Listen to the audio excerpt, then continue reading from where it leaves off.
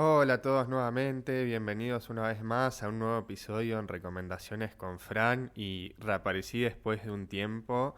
Nada, ya me recibí, ya soy psicólogo desde el 19 de abril, así que ahora ya estoy con un poco más de tiempo libre y pude volver a retomar un poco las lecturas, así que en este episodio voy a comentar el último libro que leí recientemente, que se titula Los años de peregrinación del chico sin color de Haruki Murakami, publicado el 12 de octubre de 2013. Este es un libro corto, pero que te deja pensando y muy interesante para releer una y otra vez y pensar y analizar estos fragmentos. Pero antes, unos breves datos sobre el autor, que este libro se publicó, como ya dije, originalmente en el 2013 y tuvo un éxito muy fuerte en Japón y no solo en el mundo, dado que en Japón al mes de que se había publicado logró vender más de 1 millón de copias. Y ahora, pasando unos datos del autor, Murakami es un autor japonés nacido el 12 de enero de 1949 y que en la actualidad tiene 75 años y es autor de diversos libros, relatos y ensayos, y sus libros han sido aclamados por la crítica literaria, llevándolo a ganar una gran cantidad de premios, tales como el premio Franz Kafka en el 2006, el Mundial de Fantasía en el 2006 también, el premio Jerusalén en el 2016 y la Princesa de Asturias de las Letras en el 2023. A su vez, Murakami ha estado nominado diferentes veces al Premio Nobel de Literatura, pero nunca ha logrado alcanzar este premio. Los temas principales de sus obras tratan sobre la soledad, la alienación del ser humano y el surrealismo. Son temas que van a estar reflejados en todas las novelas, pero particularmente en estos temas van a poder verse mucho. Esta es la primera novela que he leído de este autor y la verdad que me ha gustado mucho. Pero ya pasando de derecho a la novela, en los años de peregrinación del chico sin color, Murakami abordará la historia de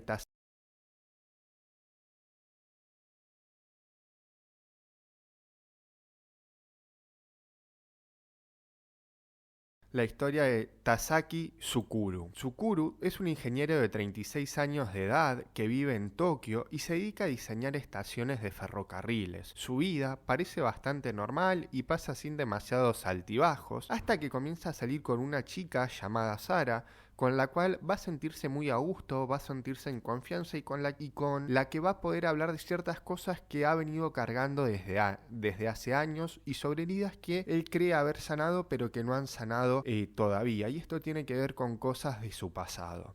Particularmente esta chica, Sara, lo que va a ser indicarle a Tsukuru que debe trabajar y resolver esta herida porque si no nunca va a poder sanarla del todo y que va a seguir y dificultándole en las relaciones que quiera entablar, incluso en la relación que quiere entablar con ella, porque los dos se gustan y quieren, o al menos están intentando construir una relación desde este punto. Desde ese momento en el que comienzan el primer capítulo, segundo capítulo, más que nada que ya conocemos toda la dramática y por qué esta situación, Murakami nos va a ir relatando qué fue lo que le ha pasado a Tsukuru en el pasado y qué es esta herida tan grande que siente en su interior, en su corazón y que no lo deja entablar ciertas relaciones interpersonales con otras personas.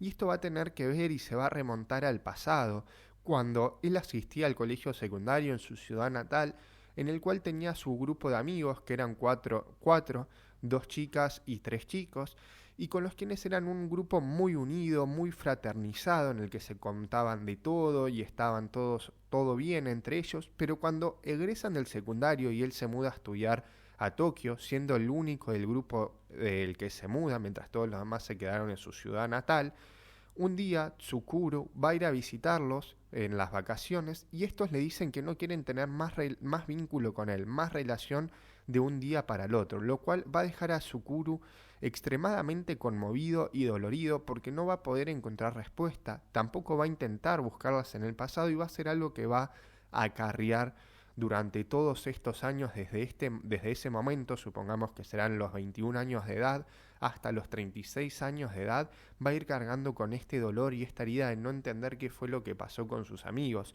Y todo esto, Murakami lo va a ir retratando en estos años que él va a vivir. Va a relatar cómo Tsukuru ha quedado al borde de la muerte después de este suceso, cómo va a ir reponiéndose, cómo va a pasar que otros vínculos de amistad que va a intentar entablar de un momento para el otro se cortan, y la novela va a girar en torno también al simbolismo que tienen los nombres. Como dice el título, los años de peregrinación del chico sin color. El apellido de Sukuru significa el que construye cosas, que se lo ha puesto a su padre y efectivamente él construye cosas, pero el simbolismo gira que en torno a su grupo de amigos, cada uno de los miembros, su apellido tenía un color diferente, que ya lo vamos a ver, y Tsukuru no va a poder evitar cuestionarse desde que rompen relación con él si esto tiene algo que ver con su esencia, con cómo es él, si él tenía algo realmente que aportar al grupo o no, dado que su apellido no representa ningún color como los miembros de este grupo. Tal es así como va a ir relatando Murakami que esta mujer, Sara, con la que él comienza a salir, le va a insistir, como ya dije, para que sane estas heridas, por lo que emprender un viaje nuevamente a su ciudad natal para intentar contactarse con sus ex amigos y poder ver qué es lo que sucedió, qué es lo que pasó en esos años que decidieron romper vínculo con él, por qué rompieron vínculo con él. Y cuando esto pasa, se van a ir dando una serie de hechos, acontecimientos, que Tsukuru no va a poder entender, o sí va a poder entender poco a poco de qué fue lo que pasó y cuál fue el motivo por el que decidieron romper vínculo con él, qué relación tiene cada uno de los ex miembros del grupo, cómo están ahora, entre otras cosas. Siendo para Tsukuru Tasaki algo que lo va a intentar sanar y lo va a intentar ayudar a reconciliarse. Pero bien, ahora dejando un poco de lado la trama general del libro y pasando a la descripción de los personajes, como ya he mencionado, Murakami va a hacer y jugar con este simbolismo de los colores en los apellidos, que el apellido del protagonista no tiene, pero el resto del grupo sí. Tal es así que Murakami, y citando el libro, dice: por otra parte, todos, salvo Tsukuru Tasaki, coincidían en un pequeño detalle. Sus apellidos incluían un color. Los dos chicos se apellidaban Akamatsu y Oumi, ellas Shirane y Kurono. Tasaki era ajeno a esa casualidad. Debido a ello, desde el primer momento había experimentado una ligera sensación de alienación. Por supuesto, que el apellido incluya o no un color no tiene nada que ver con la personalidad. Lo sabía perfectamente, pero, para su propio asombro, le dolía no compartir ese rasgo con sus amigos. Los demás enseguida empezaron a llamarse por sus colores, como si fuera algo natural. Aka, Ao, Shiro, Kuru. A él lo llamaban simplemente Tsukuru. A menudo pensaba en lo mucho que le habría gustado tener un apellido con un color. Entonces todo habría sido perfecto. Aka era un alumno aventajado, sacaba unas notas excelentes. Aunque no daba la impresión de estudiar con particular ahínco, descollaba en todas las asignaturas. Sin embargo, nunca se jactaba de ello, siempre permanecía un paso atrás, discreto, y se mostraba considerado con los otros, como si se avergonzara de su inteligencia. Cuando se empeñaba en algo, por insignificante que fuera, nunca daba su brazo a torcer. Le sacaban de quicio a las normas arbitrarias y los profesores ineptos. Era competitivo, de modo que se ponía de mal humor cada vez que perdía un partido de tenis. No era que tuviese mal perder, pero se volvía más callado. A los demás les hacía gracia sus prontos y solían tomarle el pelo. Al final, el propio Aka también se reía. Su padre era profesor en la Facultad de Económicas de la Universidad de Nagoya. Ao era delantero en el equipo de rugby y tenía una constitución física envidiable. En el tercer curso pasó a ser el capitán del equipo. Era de espaldas anchas, pecho robusto, frente despejada, boca amplia y nariz grande. Un jugador entregado cuyo cuerpo siempre lucía heridas recientes. No era muy constante en el estudio, pero sí alegre y querido por todos. Hablaba mirando a los ojos y con voz fuerte y firme. Comía con auténtica fruición y tenía buen saque. Rara vez hablaba mal de alguien y nunca olvidaba una cara o un nombre. Escuchaba a los demás y le daba bien aglutinar a la gente. Tsukuru aún no lo recordaba, formando un círculo con sus compañeros de equipo, antes de cada partido de rugby y soltando una arenga. Ahora bien, pasando a la descripción de las chicas, Murakami las va a describir de la siguiente manera. Todas estas descripciones que he hecho se remontan a los años de juventud, antes de que Tsukuru sea cortado del grupo de manera indefinida y para siempre por estos amigos que eran de él. Comenzando por Shiro, Murakami la describe de la siguiente manera. Shiro, cuyas delicadas facciones recordaban a las de las antiguas muñecas japonesas. Era alta y esbelta, con unas proporciones propias de una modelo. Su cabello, largo y hermoso, era de un brillante negro azabache. La gente con la que se cruzaba no podía evitar volver la cabeza a su paso para mirarla, pero daba la impresión de que Shiro se sentía un tanto superada por su propia belleza. Era muy seria y no le gustaba llamar la atención. Tocaba el piano con mucha destreza, pero nunca exhibía su talento delante de desconocidos. Cuando, armada de paciencia, enseñaba a los niños a tocar el piano en el centro educativo en el que ayudaba a los 5, se las veía sumamente feliz. Tsukuru jamás había visto un rostro tan radiante como el de Shiro. Ella decía que algunos de los niños no estaban hechos para estudiar, pero en cambio poseían un talento innato para la música y era una pena desaprovecharlo. Con respecto a Kuro, dice, no era especialmente guapa, pero sí simpática y muy expresiva, alta y rellenita. A los 16 años ya tenía los pechos muy desarrollados y voluminosos. Poseía un marcado sentido de la independencia y una fuerte personalidad, y hablaba tan rápido como pensaba. Destacaban las asignaturas de letras, pero se le atragantaban las matemáticas y la física. Habría sido incapaz de ayudar a su padre en la asesoría fiscal que éste regentaba en Nagoya. Tsukuru, a menudo, le echaba una mano con los deberes de matemáticas. Kuru podía ser muy sarcástica, pero también tenía un peculiar sentido del humor y hablar con ella resultaba divertido y estimulante. Era una lectora empedernida, siempre llevaba un libro en la mano. Shiro y Kuru iban a la misma clase desde primaria, así que ya se conocían bien antes de que se formara la pandilla. Tsukuru era el único del grupo que no destacaba en nada particular. Sus notas eran más que aceptables. Estudiar no le entusiasmaba, pero prestaba atención en clase y después preparaba o repasaba las lecciones lo mínimo necesario. Se había habituado a ello desde pequeño. Igual, a lavarse sin falta las manos antes de cada comida y a cepillarse los dientes después. Por eso, aprobaba todas las materias sin mayor dificultad, aunque sus calificaciones nunca llamaban la atención. Mientras no diera problemas, sus padres no lo atosigaban con las notas y tampoco lo habían obligado nunca a ir a una academia ni le habían puesto un profesor particular. El deporte no le disgustaba, pero nunca participaba en las actividades deportivas extraescolares.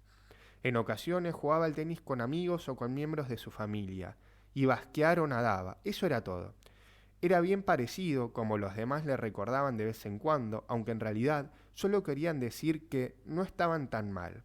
Cuando se miraba al espejo, sentía a menudo un hastío irreprimible. Ni le interesaba demasiado las artes, ni tenía ninguna afición o habilidad especial. Más bien era un chico taciturno, reservado, que enseguida se sonrojaba y se sentía incómodo delante de las personas que acababa de conocer. Si tenía alguna peculiaridad, por así llamarla, era que su familia era probablemente la más pudiente de las 5 y que su tía materna era una actriz veterana, discreta pero muy conocida. Sin embargo, no estaba dotado de ninguna cualidad de la que se sintiera orgulloso o que le gustara mostrar en público. Al menos así lo veía él. Era conocido en todos los aspectos. Si hubiera que definirlo con algún color, este habría sido desviado. Tal vez podría considerarse una ficción el hecho de que le encantaran las estaciones de tren. No sabía por qué, pero desde que tenía uso de razón, siempre le habían fascinado.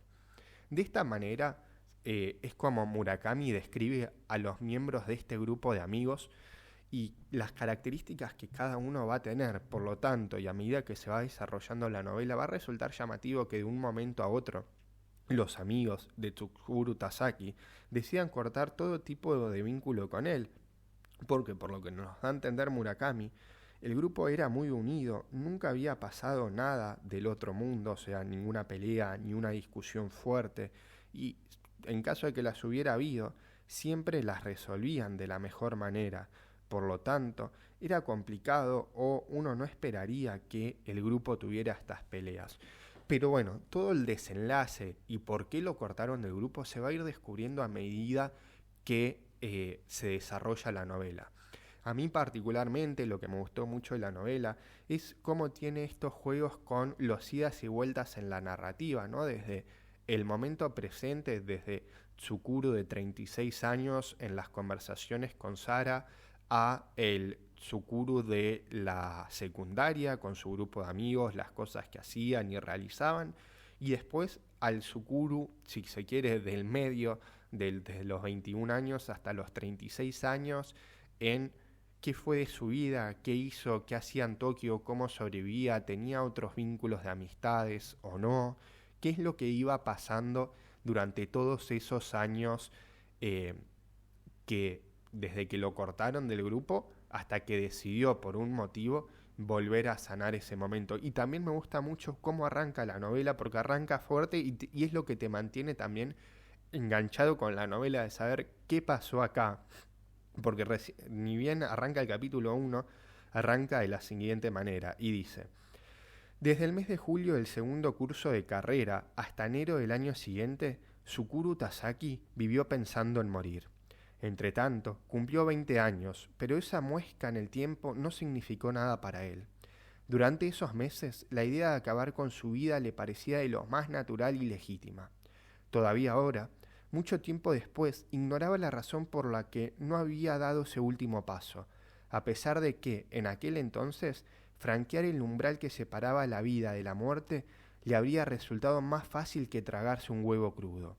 Si Tsukuru no llegó a consumar el suicidio, fue quizás porque su fijación con la muerte era tan pura e intensa que el modo en que podría suicidarse no se asociaba en su mente a una imagen concreta.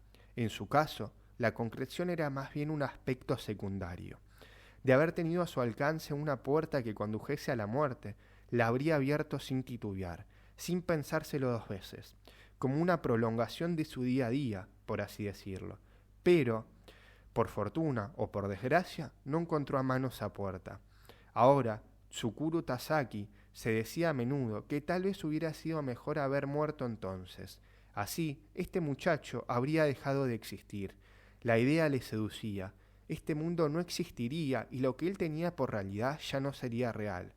Del mismo modo que para este mundo él ya no existiría, el mundo tampoco existiría por él.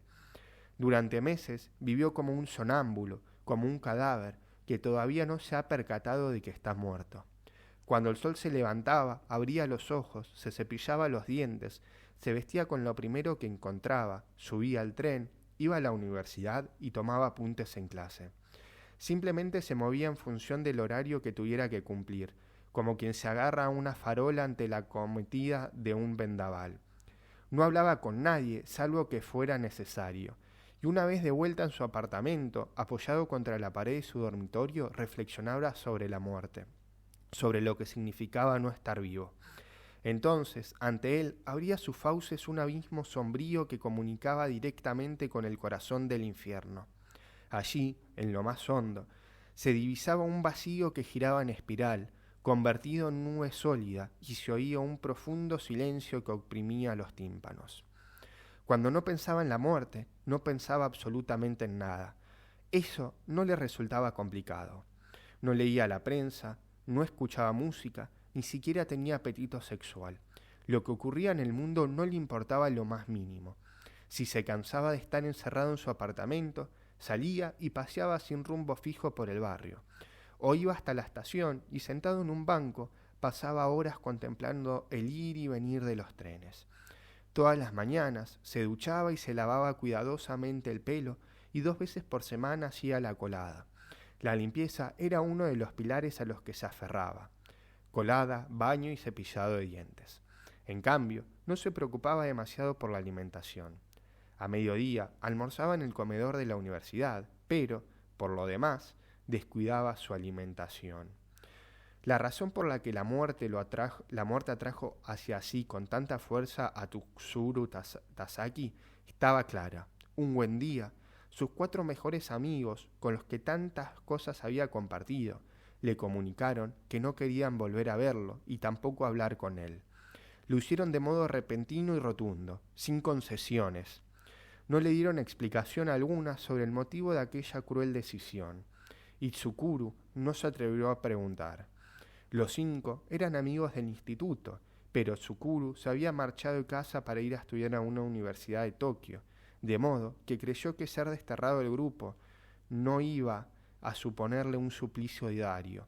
No pasaría un mal rato cada vez que se los encontrara por la calle. Sin embargo, la realidad fue muy distinta. Al estar lejos de ellos, el dolor que sentía se agravó, se tornó más lacerante.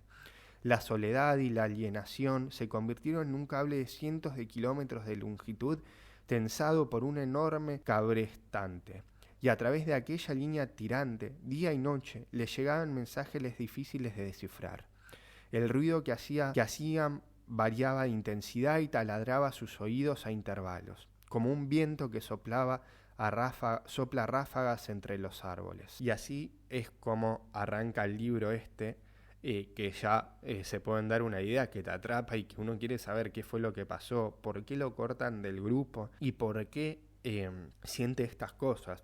La verdad también es que la prosa de Murakami es muy rica, muy sensible, entonces te permite ponerte en el lugar de Tsukuru, empatizar con él y empatizar también con el resto de los personajes de por qué decidieron cortar vínculo con él.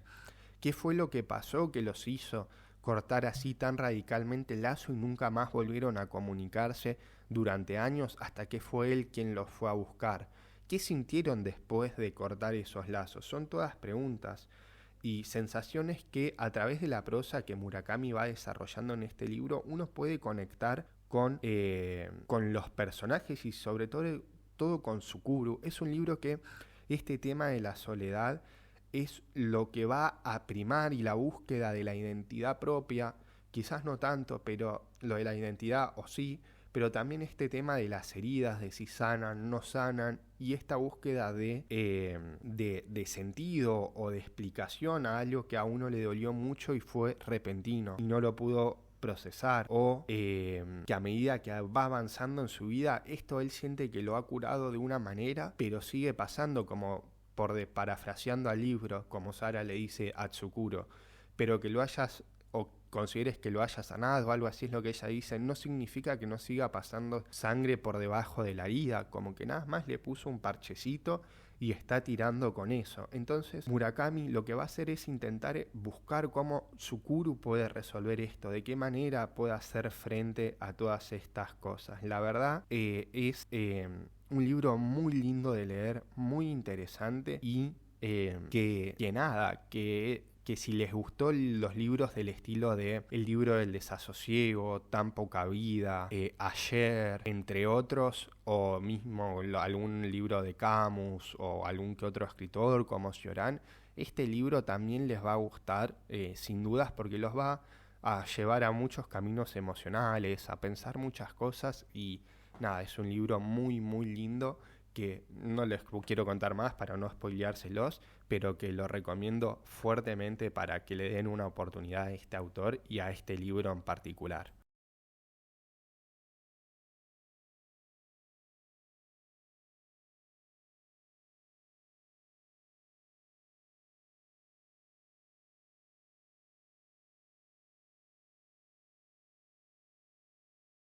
A la vez, el libro tiene frases también muy imponentes o que si uno está por un estado emocional o algo puede conectar puntualmente con esa frase y que lo dejan pensando. Por ejemplo, yo acá marqué una que creo que todos alguna vez hemos estado así cuando nos pasa algo y estamos sumamente tristes, que dice, era pura tristeza. Una tristeza como la que habría sentido si lo hubieran abandonado en el interior de una fosa profunda y oscura. Pero, al fin y al cabo, no dejaba de ser tristeza.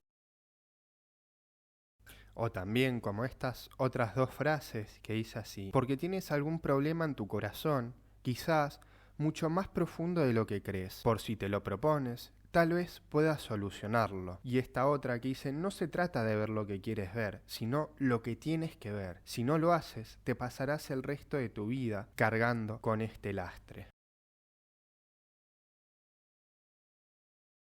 Y como última frase de este gran libro, la que marqué también, dice: al pensar en ello, la tristeza surgió de alguna parte y lo inundó sin hacer ruido, como si fuera agua. Era una tristeza transparente, sin forma concreta. Era su propia tristeza y al mismo tiempo una tristeza inalcanzable, en un lugar distante. La ahogaba y le dolía como si le horadase el pecho.